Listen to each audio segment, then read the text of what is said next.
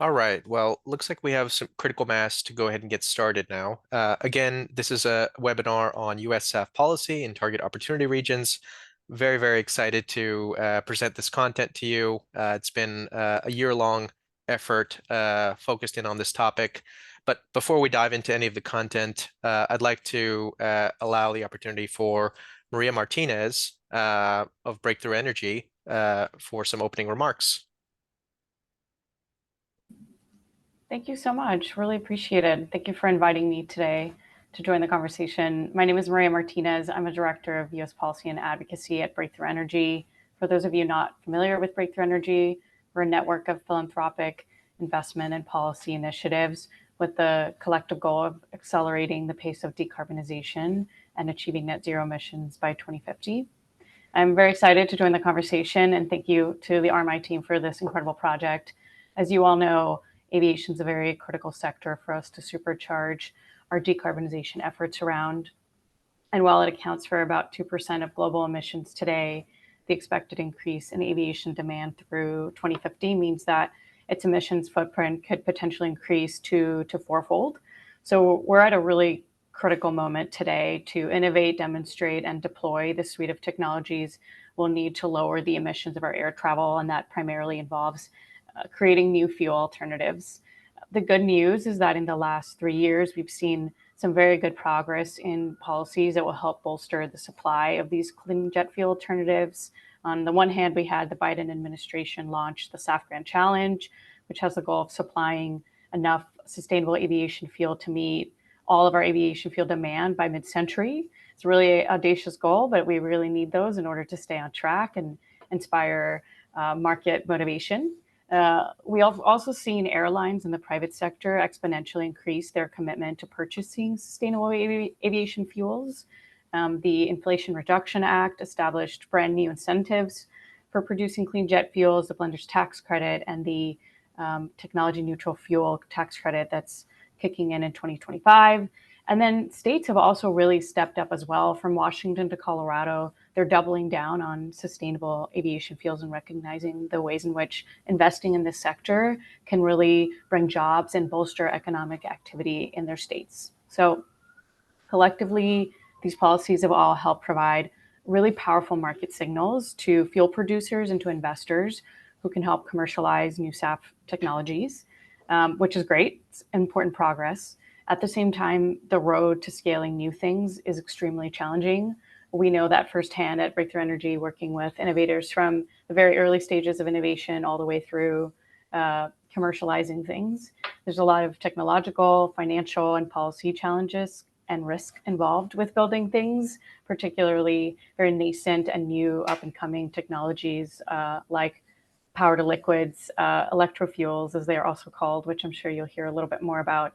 And so that's why we're really excited to be able to partner with RMI in supporting the Targeted Opportunity Regions Project, TORs. They can really act as a force multiplier by bringing together local supply and demand, working with the right stakeholders to resolve permitting and regulatory challenges, and at the same time leverage the full spectrum of state and local and federal clean fuel policy incentives in the process. And this is really, from our perspective, the type of supercharged collaboration it's going to take to bring projects from ideas all the way through final investment decisions, so we can start creating large volumes of these sustainable aviation fuels. So I'm hopeful that this is just the tip of the spear, and we can replicate the idea of target opportunity regions across the country and eventually globally, to really help expedite the type of learning and de-risking we need to in order to accelerate the pace at which we scale SAF. So I'm very excited for you all to hear all of this amazing work that's been going on that I've had the privilege of being a little bit more tuned into. So thanks so much for inviting me. Great. Thanks so much, Maria. And just emphasizing, thanks so much to Maria and Breakthrough for being such great collaborators throughout this process. This has been a year of analysis that we're presenting to you, but there's a lot of work to go. And Breakthrough Energy, both on the policy front and on the philanthropy front, have been leaders in the space. So thank you very much, Maria. Thank you very much to the Breakthrough team. And with that, let's get into the content. So we have a very good panel of speakers today. You're going to be hearing from the folks that have actually gone in the weeds and done the analysis. And so first, we're going to be hearing from Alex Piper, who is a senior associate on our US program team and is our SAF policy expert. So Alex, without further ado, I'm going to turn it over to you. Thank you, Hartej. As a part of the work on SAF here at RMI, in February of this year, we released a US-focused SAF policy report, Refueling Aviation in the United States. Included in this report is a landscape of federal and state incentives that support SAF production and adoption, takeaways from programs like the Renewable Fuel Standard, and recommendations for state and federal incentives attempting to scale this industry.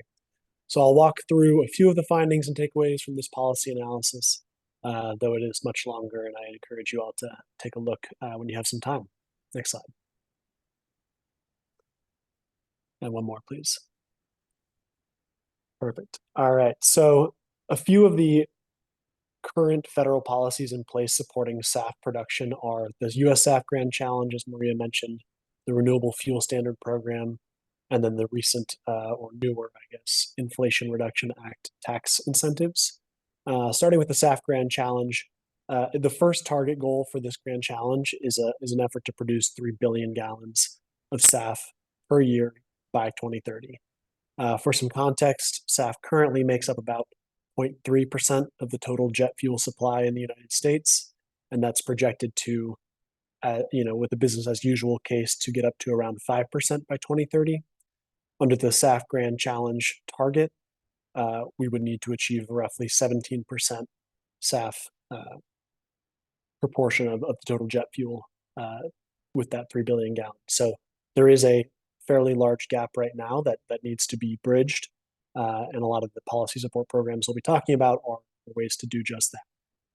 The SAF Grand Challenge is a multi-agency effort coordinated between the Department of Energy, the Department of Transportation, and the Department of Agriculture, and there is about $4.3 billion in funding for projects and programs across those agencies, and that does not take into account fully the uncapped SAF production tax credit. Going into the Renewable Fuel Standard, this program, run by the EPA, started in 2005, and it is an effort to decarbonize ground transportation fuel and support domestic energy production, or I should say decarbonize transportation fuel and support domestic energy production and security. However, this program has not achieved the goal of developing advanced clean fuels at scale that have deeper decarbonization potential, and is one of the findings and kind of lessons learned that needs to be looked at in depth when considering further federal clean fuel programs. Bio-based SAF does qualify for credits under this program, which makes it the largest federal SAF incentive up until the recent IRA tax credits. However, the lack of an eSAF pathway within the RFS remains a policy gap. And then the SAF production tax credits within the Inflation Reduction Act, there's a two-tiered or two-scaled process here. The first is 40B SAF credit, and this credit has a maximum incentive of $1.75 per gallon of SAF. However, this credit only runs through the end of this calendar year. After this calendar year, that credit will expire and transition to this 45Z clean fuel credit, technology neutral credit based purely on carbon intensity. December of last year, Treasury released rules for this 40B tax credit to provide the rules of the road for producers hoping to qualify. And the current credit allows most fuels earning credits under the current renewable fuel standard to qualify for this credit, while the GREET model, which is what will ultimately determine the carbon intensity and therefore the qualification for this credit, to be updated by the federal government. A few policy gaps that we've outlined in the report as we consider how much SAF needs to be produced to bridge this gap are the power to liquid environment is currently under under-focused on in the policy world at the moment. And a lot of the enabling infrastructure and enabling policy that needs to support the scaling of PTL will be the primary focus for policy advancement and development. So for power to liquid SAF or eSAF, the feedstocks of clean hydrogen and biogenic carbon are going to be critical, and the policies such as the production tax credit for hydrogen, 45Q for carbon capture, infrastructure, planning and permitting, siting, and safety are all critical gaps that need to be continued, and advocacy at the state and federal level will be necessary to enable eSAF and power to liquid SAF to scale at the rates that we need. On the bio-based SAF, similar infrastructure, transportation, and safety issues will need to be addressed, and PHMSA and other agencies are currently working on policy developments on that front. However, there is quite a bit left to be done in order to see the scale necessary. Next slide. At the state level, a number of states have implemented or are considering implementing a low carbon fuel standard. And in fact, just this week, this map is already out of date as New Mexico has passed and signed into law their new low carbon fuel standard. California's program is the longest running. The Pacific Coast states have begun their own programs in recent years with largely parallel structure. Some of the major considerations in the state low carbon fuel standard program, which offers significant incentives for SAF production, are whether or not to include a lipid-based feedstock management provision, what to do with the biomethane carbon intensity, whether or not there's a mandatory or an opt-in system for jet fuel. This is a pretty critical one, determining whether or not jet fuel simply qualifies for credits when produced, or whether airlines and entities are actually responsible for reducing the carbon intensity of their fuels similar to other sectors within the state. There's also considerations around power to liquid fuel and the additionality of the clean electricity used for that power to liquid SAF, and then ways in which to support research and development for deeper decarbonization pathways. As you can see in this map, states with low carbon fuel standard policies and those states with specific incentives for the production or use of SAF will be in the best position to attract investment, given the opportunity to stack numerous federal and state policies. Next slide, please.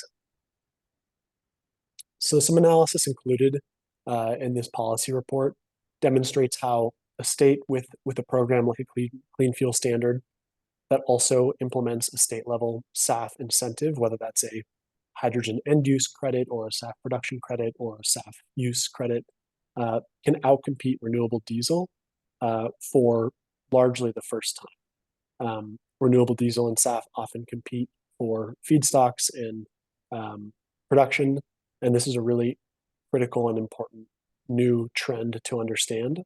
So taking the recent spot prices of SAF and renewable diesel in California and stacking that with the LCFS credit prices for SAF and RD, as well as looking at existing federal tax credits, show that SAF has a greater value stack than renewable diesel before layering on state level incentives. So that last bar here, that last comparison, shows what it would look like with the Washington state incentive for SAF stacked on top of those other credit values.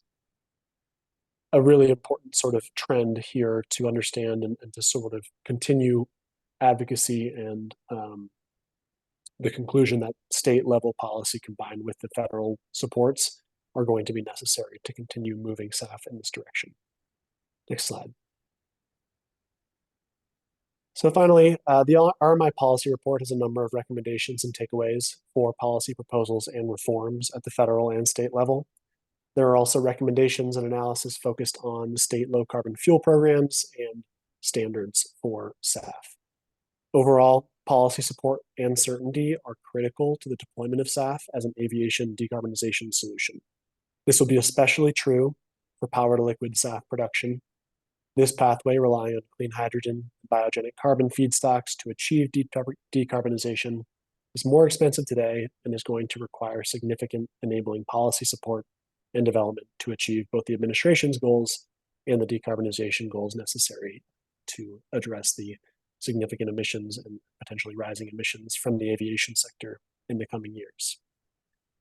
I would now like to introduce and pass the microphone off to my colleague Amr Shams, a senior associate on RMI's aviation team.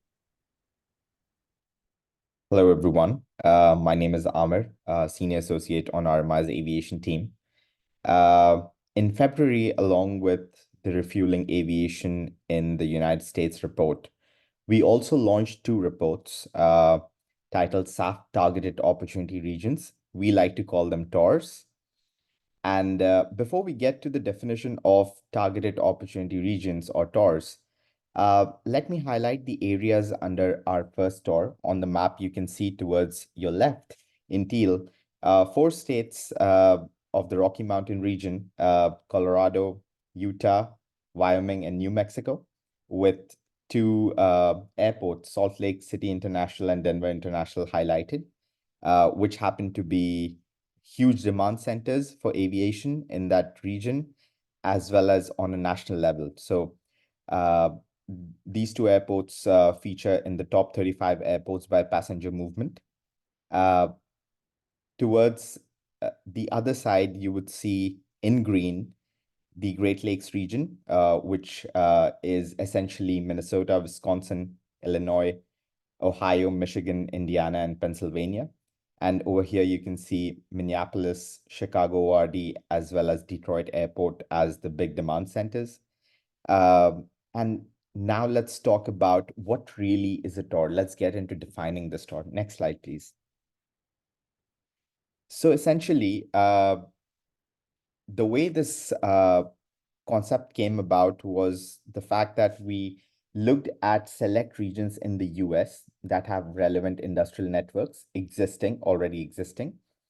And they also happen to couple with significant SAF scaling opportunities. We put these two together and we realized that these regions can play a crucial role in helping US aviation sector decarbonize quicker and help US in achieving its 2030 as well as 2050 targets. Of course, TORs are not limited to the US. They can be scaled globally because the pillars and the foundations on which the analysis of these TORs are done are global in nature. So, of course, first of all, we have feedstock availability, which is really important if you want to sort of make any SAF today. We have the legislative incentives. Local state level policy plays a huge role. Federal policy is constant throughout the US.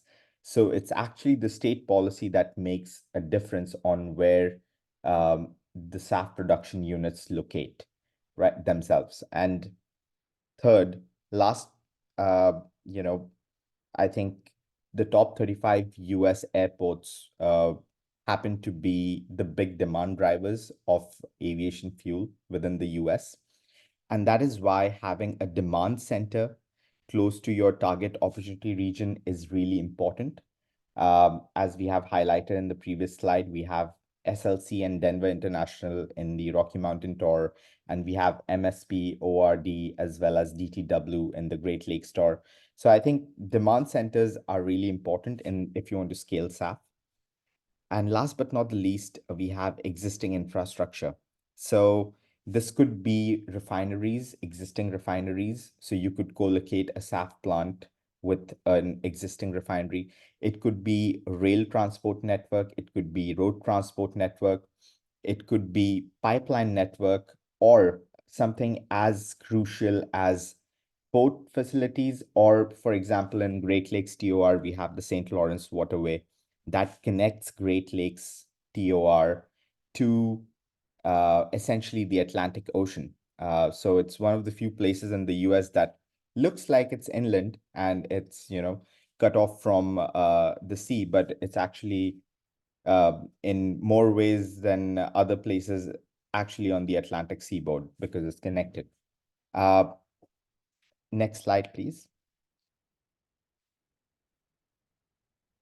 So essentially the whole concept behind TORs is fostering quicker action to help realize the benefits of SAF faster. You can probably see some additional benefits of SAF apart from the climate benefits on your screen right now. So we have direct job creation, we have indirect job creation in other sectors, upstream and downstream. We have extra revenue to farmers, macro environmental benefits like increase in biodiversity as well as erosion control. We have local air quality benefits, goes without saying. And we also have, in some cases, better aircraft performance due to less particulate matter within SAF. And all these benefits, along with the climate benefits, can be realized faster if we have a specialized stakeholder working group in place for every TOR. These specialized stakeholder working groups will set the tone by building trust. And in some cases, I think they can even advance permitting issues quicker than a normal traditional process. In some cases, offtakes and financing can be arranged in a much better fashion than a traditional way. And obviously, we need that because we have goals by 2030 to decarbonize the sector, and not just the US targets, but also global targets by 2050. So I think that's the whole concept behind TORs. And last but not the least, I would like to now invite Joey Cathcart, who will be speaking about the Rocky Mountain Target Opportunity Region. A note, we are already underway with the Rocky Mountain SAF-specific working group. And over to you, Joey. Great. Thank you very much, Amr. Good morning, everyone. My name is Joey Cathcart, Senior Associate with RMI here, and I'll be walking everyone through the Rocky Mountain TOR. Next slide, please. Great. So there are a few key attributes that make the Rocky Mountain region appealing for SAF deployment, which Amr touched upon, including significant regional demand centers expecting continued growth over the coming decades, particularly in Denver and Salt Lake City metropolitan areas. Second, existing refinery infrastructure is also robust throughout the region, with the opportunity to retrofit operations in support of SAF production. Third, in addition to ground transportation infrastructure throughout the region, well-connected rail and pipeline infrastructure can also be leveraged in support of transportation of both feedstock inputs as well as obviously finished SAF products to key demand centers within the region. And last, the region also has significant rendered product resources in the forms of tallow and used cooking oil, as well as processing facilities to support proven technology-ready HEFA-based SAF production. So within the region, there are 16 meat processing plants, 9 rendering facilities, as well as 2 oilseed processing facilities. Next slide, please. Great. So within the Rocky Mountain TOR, jet fuel demand is projected to grow from currently roughly 700 million gallons today to over 900 million gallons by 2030, which is approximately 4% of total US demand. And to put SAF production for the region into context, to align with the US SAF Grand Challenge targets that Alex had laid out as 3 billion gallons in 2030 and 35 billion gallons by 2050, the region would need to produce over 100 million gallons of SAF in 2030 and over 1.5 billion gallons by 2050, respectively. So you can see, as broken out by state here, clear that Colorado and Utah are significant demand centers for SAF production. Next slide, please. So encouragingly, SAF production within the region has potential and is estimated to exceed the 2030 SAF Grand Challenge. taking into consideration feedstock availability from lipid, waste, and forest residue-based sources, with over 400 million gallons on the low end of the estimate, and well over 1 billion gallons on the high end. Notably, however, even in the high feedstock availability scenario, production potential based on fats, oils, and greases, municipal solid waste, and forest residues does not meet the region's projected target to achieve the 2050 USF Grand Challenge production. And additionally, carbon intensity of feedstocks vary, as do their costs, which could play into limiting potential production as depicted in the chart on the right. So considering those points, there's certainly a key role of power to liquids to meet the demand for the region, and production of power to liquid pathways can be planned for today while technology continues to develop for that production pathway. And with that, I'd like to now turn the conversation over to my colleague, Corey Stewart, who will be walking us through the Great Lakes T-Bar. Corey? Great, thanks, Joey. I'm Corey Stewart, and I'm also a senior associate here with the aviation team at RMI. And I'm going to walk us through the Great Lakes as a target opportunity region that we identified at RMI. So first of all, just like Joey was alluding to, there's some key characteristics of these regions, and that's kind of what makes them these big hubs for SAF deployment.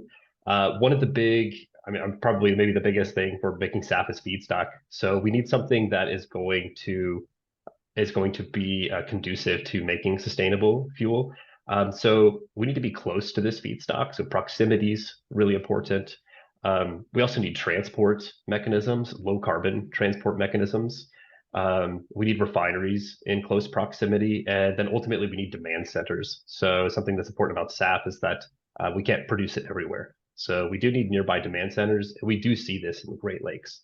So as you can see there by those gray lines, those are all pipelines, railways, forms of low carbon intensity transport where we can get either feedstock to refineries or we can get finished fuel to customers. So you could see the airport, the little airplane symbols on here, and those show really large demand centers in the Great Lakes.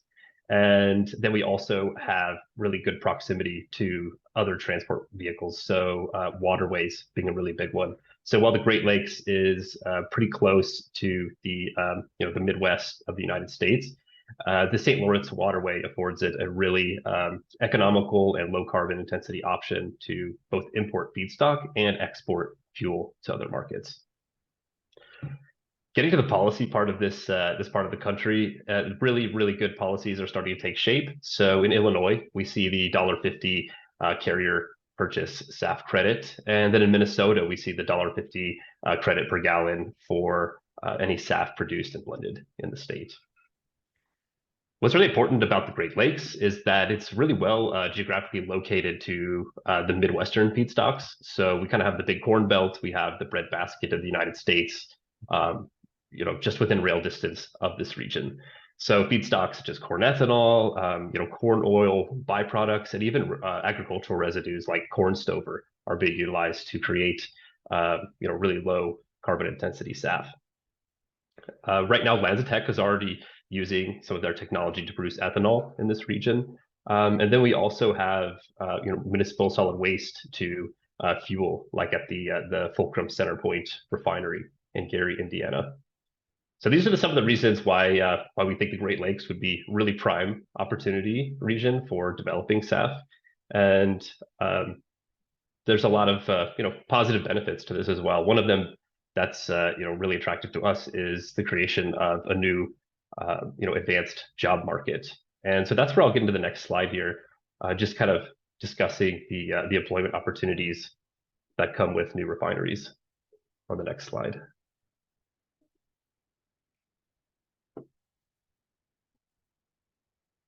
Oop, we're back. There we go. So when we're talking about the transition to a cleaner aviation fuel, we ultimately need to take in the human component too. So something that we really like about SAF is that it brings along good jobs as well. So not only creating jobs, but helps current jobs transfer into this clean energy transition that we're trying to have here. Each of these bars represent a different type of aviation fuel being developed. So on the bottom left, you can see the HEFA pathway. We also have the power to liquids pathway, gasification via Fischer-Tropsch, and then the alcohol to jet pathway on the right.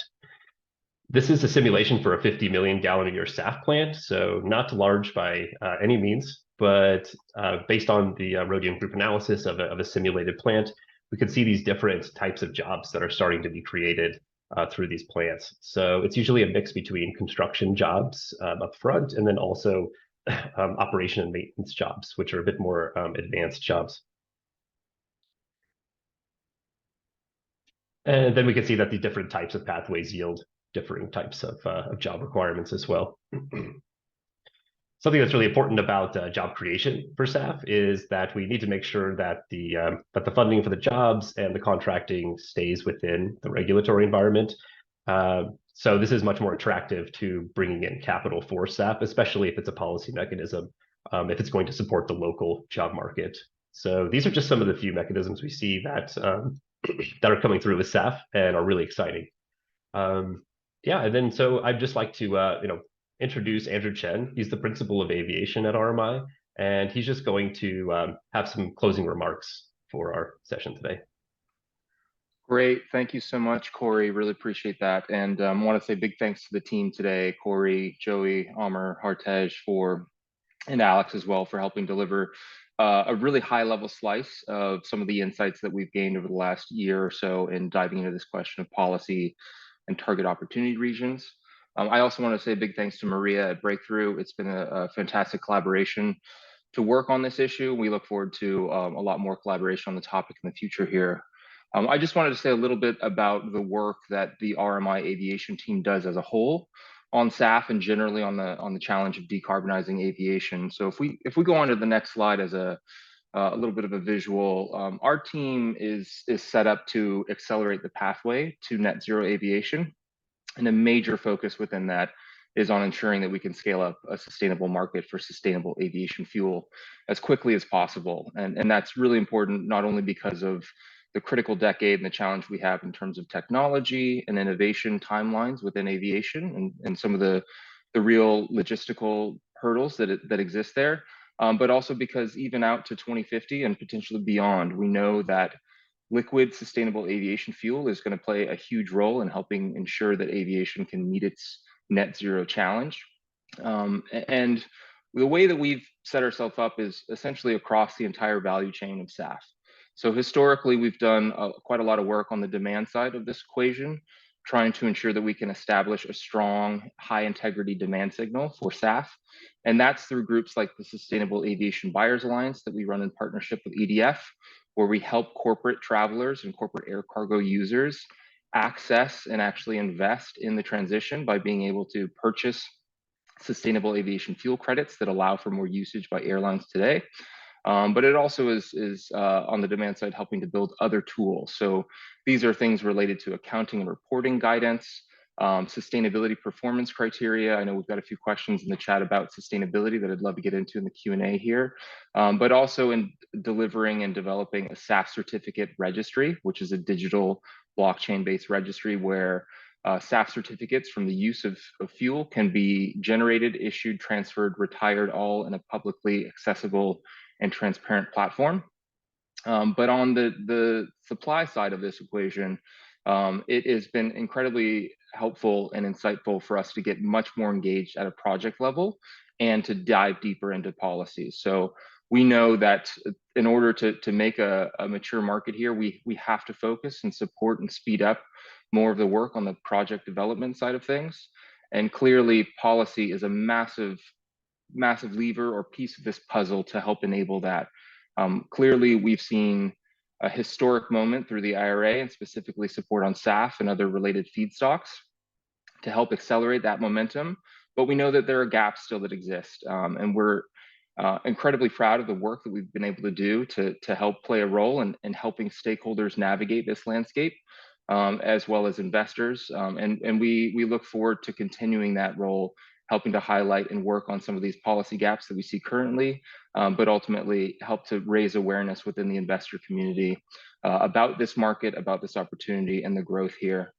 And as a final remark, because I'm really eager to get into the Q&A, I wanted to thank everyone for the questions already that we've seen in the chat here, and for your time to attend and take some time to join in today. And with that, we are, like I said, eager to get into your questions and feedback. So I'll hand back over to Hartej, who's going to help facilitate a Q&A for us. Thank you very much, Andrew. First question I'm going to ask, Andrew, I'm going to go directly to you. Andrew, can you talk a little bit about the role that the investment community has to play in this transition of the aviation ecosystem? What gaps do you see in the SAF value chain that these investors, whether it's venture capital, private equity, infrastructure funds, what gaps do you see that they can address? Great. Yeah, thanks, Hartej. I think overall, if we look at the entire picture and dial out even from the US lens to the global lens, it is a large challenge to put the amount of capacity that's going to be needed into the ground by 2030 and ultimately by 2050. Our colleagues at the Mission Impossible Partnership have estimated that capital hurdle as, on average, 175 billion annually, needing to flow into production of SAF, as well as some of the upstream feedstocks of SAF, including the more advanced feedstocks like green hydrogen and green sources of carbon. So it is a major challenge, and it's one where we know there is a role for the investment community that's massive to play in helping meet that challenge. Part of that is around awareness and understanding the multiple feedstock and technology pathways that are already commercialized or at that level, and the ones that are soon to be, as well as the ones that are a little bit further up the pipeline in terms of commercial or technology readiness. And for me, that lends itself to the fact that there's going to be a role for every type of financial institution, from your VCs to your private equity funds to ultimately infrastructure level funds, to be able to help support that transition. Great. Thank you very much for that, Andrew. Next question I have is for Amir. Amir, can you tell us about, what is the role that existing refineries, existing oil and gas players can play in speeding up the development and rollout of, the SAF ecosystem?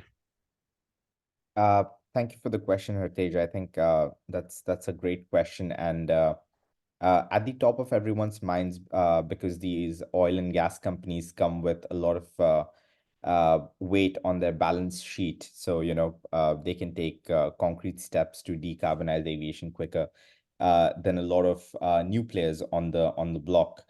I think one of the greatest untapped opportunities is the transformation of existing refineries into biofuel plants, specifically producing SAF or a mix of SAF and renewable diesel. Primarily because it's, refinery business has become a very scale-intensive business. So you only generate profits if you have the right scale. And that's why a lot of US refineries that are not big enough, I think it's time for them to consider switching to biofuels production.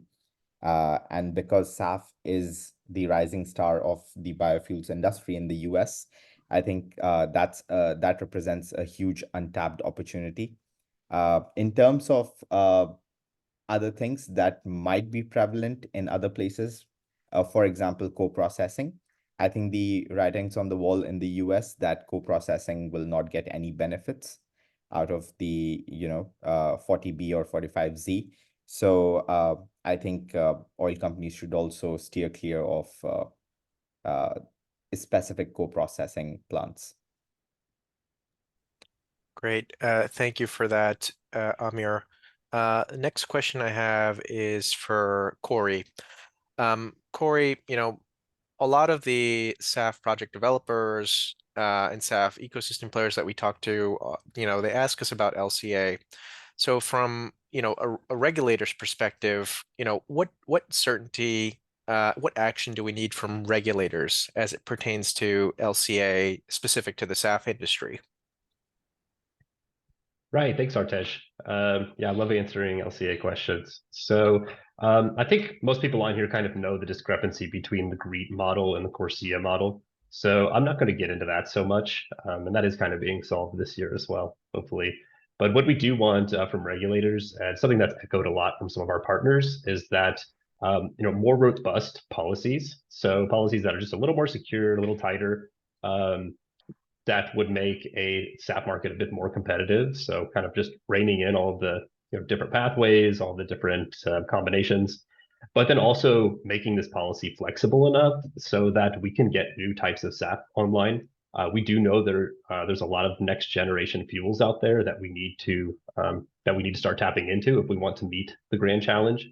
But we're not in the business of picking winners. So we do want a little bit more flexibility there, but also robustness in the way things are right now.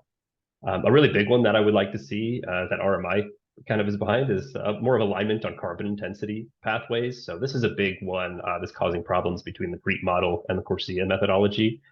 But we would like to see a bit more of just kind of a baseline for these. And it's something that is difficult for developers to get a handle on as well.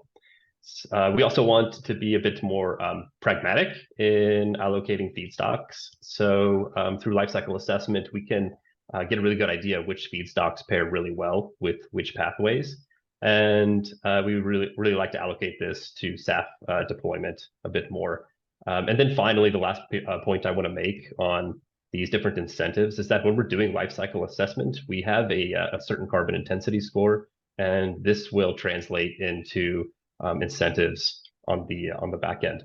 So what we would like to do is have longer incentive periods when we're performing a life cycle assessment on these different sustainable fuels. It does take time; they're not instantaneous, and so if it takes 6 months to develop a carbon intensity score, we're going to need longer than 1, 2, 3 year incentive pathways. Thank you for that. Thank you for that, Corey.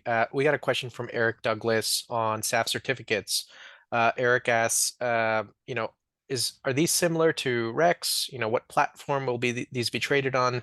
So Andrew, maybe a one-on-one on SAF certificates, and let's explain what that concept is. Sure. Yeah, and thanks for the question, Eric. I think the short answer is SAF certificates are environmental attribute certificates. Driven and generated by the use of SAF by an airline and within an aircraft.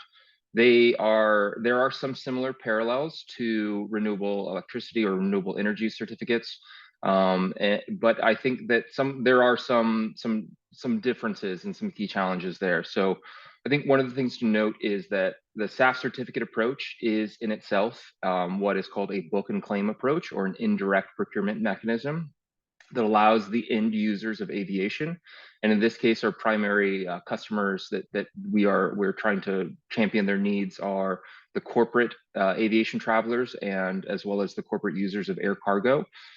So they are not the ones who are ever going to be necessarily buying aviation fuel or SAF themselves, and they're not operating a fleet of aircraft. However, because of their heavy use of air travel, many corporates have quite a large footprint from aviation emissions in what is called their scope 3 of their footprint, so their supply chain. In order to allow them to reduce those emissions on a net basis and help them meet their own voluntary targets, an indirect mechanism like a SAF certificate is necessary here. So in terms of some of the basics on SAF certificates, I think one of the key things to note is that this is a voluntary market approach. So that means that it is very important to establish some guidelines similar to additionality, or definitions of additionality, to ensure that the certificates being purchased by these third-party users are not coming from fuel that was already mandated or obligated to be used by a policy or by a regulation. And so that's really important for us, because we want to ensure that we are driving additional atmospheric benefits for the planet than what would have been occurring already as under regulation. I think in terms of how they're traded and how they work today, the SAF certificate registry that we've recently launched is one of the primary open source platforms to allow for that level of transparency. That's a really important aspect because any robust and transparent carbon market, or in this case, SAF certificate market, needs to rely upon that level of transparency to ensure that there are no issues that could be could be scrutinized around things like double counting or double claiming. These are things that need to be addressed in order to avoid accusations or similar like greenwashing of this type of approach. And within the Sustainable Aviation Buyers Alliance, or SABA, what we've also done to help address not just the carbon saving component of what we need to see from SAF, but also some of the other sustainability and environmental considerations, is to establish a SAF sustainability framework that outlines what corporate buyers from SABA are looking for from the market in terms of other sustainability considerations of the feedstocks and of the fuel pathways. Thanks for that, Andrew. Next questions I have are for Alex. So we got a couple policy questions in the chat here. One question was, can you speak more about how you see the development potential for e-fuels specifically? Are these fuels advantaged or disadvantaged by current policies? And then we got our second question from Jesse about, is there a pathway to producing enough SAF supply without statewide policies like LCFS? Or are there approaches to expanding SAF production in the region that effectively mitigate these concerns? So just your thoughts on these two questions, Alex. Yeah, just some small questions here. Appreciate it.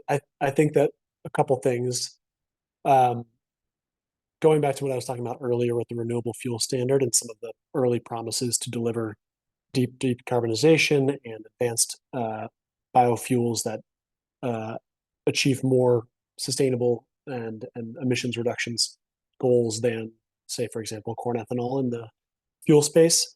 Those have not materialized given the structure of that program and the incentives behind it.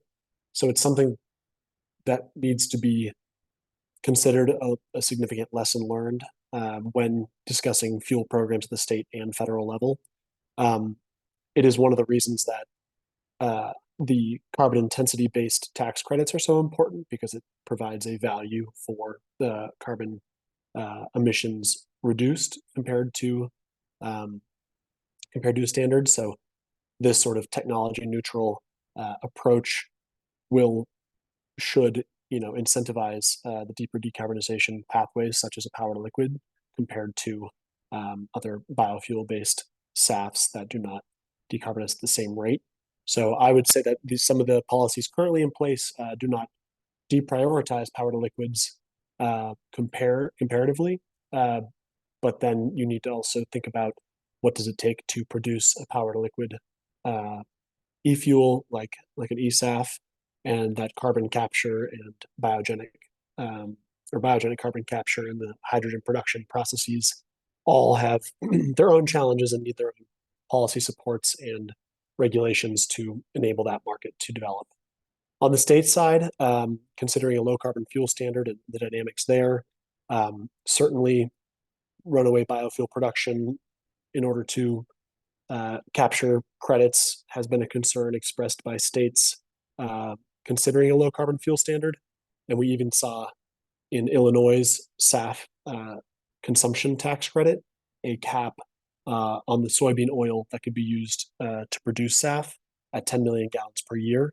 So we are already seeing states implement SAF credits with feedstock limits or limitations around what can be credited, so that there isn't sort of this runaway narrative. And then I think the dynamic of opting in an aviation fuel versus making it a mandatory reporter or mandatory deficit creator for a low carbon fuel standard is a really important dynamic. So California is proposing to make aviation fuel a mandatory deficit creator in their low carbon fuel standard, which means that they would now be subject to the declining carbon intensity score within their fuel, as opposed to other states and previously in California, in which when you produced a aviation fuel, it simply generated a credit that could then be sold on the market. This dynamic is really important in sort of driving forward production, but also has ramifications on whether or not other credits from the ground transportation sector could be used to help decarbonize aviation, and whether that's really driving the production and technological development needed. So a lot of different variables to consider, and states are sort of exploring different ways in which to achieve those goals. And I think that state policy laboratory process is going to continue to be a really important one as we sort of navigate our way through the policy supports needed. Thanks so much for that, Alex. And I think a good follow-up for Joey. In significant amounts of hydrogen are going to be needed as an input to multiple SAF pathways, including PTL and HEFA for that matter. So how can states think about the incentives for SAF and hydrogen to support each other? Yeah, great question. Thank you, Hartej. Yeah, so we know we're going to need a lot of hydrogen for various pathways, as you mentioned. Within the Rocky Mountain region, if we consider the HEFA pathway to achieve that over 100 million gallon by 2030 target, that would take over 15,000 tons of hydrogen. And for power to liquid fuels, certainly quite a bit more in the coming years and in coming decades. As of right now, at the federal level, we know our RFS doesn't include provisions for power to liquid SAF. And there are mechanisms that lead to intersectoral competition between SAF products and renewable diesel and biodiesel products. The IRA is, getting us closer with additional credits, but doesn't quite bring us down to parity with existing jet fuel prices. So one approach that I think states could think about is incentivizing clean hydrogen for SAF production as an end use, which could help reduce the total cost of SAF products broadly, as well as the carbon intensity of SAF itself, if the hydrogen production process is gone about in a clean process via electrolysis, for example. Yeah, and I guess in addition, incentives don't have to necessarily be directly specific to hydrogen, but related to various feedstocks that serve as inputs for SAF production. Yeah, just thinking through how feedstock production incentives for those specific resources, as well as the end product itself. If states can work to think about incentives so that the broad spectrum of the end product is being accounted for. Yeah. Thank you for that, Joey. And I think we might have room for one or two more questions. Next one is for you, Andrew. So we got a question from Martin about, he says, historically, private jet travel and private aviation in general has been long subsidized fuel and infrastructure. Would it be conceivable to mandate SAF for what I call luxury aviation? I think the broader question is, for folks that have that ability to pay a green premium, how do we get them to foot that difference that we see between what Jet A is trading at today and what SAF is trading at today? Yeah, well, I think the first thing I would say is we are already seeing voluntary momentum and action and demand from that group of users, specifically private jet and potentially high net worth individuals with their own aircraft. So we are seeing some demand here. I think the challenge that we see, and I'll try and get to the question of potential sticks versus carrots here, is that when we look at the entire emission profile from global aviation, including domestic, international, general aviation, private aviation, the role that private aviation plays is relatively limited. So the majority of emissions that we are really focused on, because they are the real lion's share of emissions globally, are from long-haul commercial aircraft. So that's where our real focus is in terms of policy. In the US, we've taken much more of an incentive-based approach. In Europe, clearly, there's been more of an approach to mandate certain volumes of fuel use. Both of those approaches have value to them. They both come with pros and cons. But specifically, when we get into the question of how do we accelerate more action in the private space or in the private jet space, it becomes this question of how much effort are we willing to put into putting in place a policy that could be helpful for a small segment of emissions that we need to address, as opposed to would we want to focus that effort onto the majority of those emissions, i.e. long-haul commercial aircraft. At least within our team, it's been a real challenge to be able to stay across all of the different demands in terms of where we want to incentivize change or try to push for regulation. And at least for the time being, we've really focused on where the majority of those emissions come from again. So our focus right now is on long-haul commercial travel. But I could envision a world in which we're seeing a lot more voluntary action from the private jet user side of things, and eventually even some proactive suggestion of what regulation could look like for that space specifically. Thank you so much for that, Andrew. I think with 2 minutes left, I think it's an appropriate time for us to wrap up. Thank you so much for all of your time and attention today. A recording of this webinar will be available, and we will send it out post-webinar. You can expect that within 24 hours. Again, thank you so much to Maria and Breakthrough Energy for funding this work. And there's a lot of work to do in the aviation decarbonization challenge. So more webinars, reports, resources, and analysis similar to this to come. Thank you so much, and enjoy the rest of your day.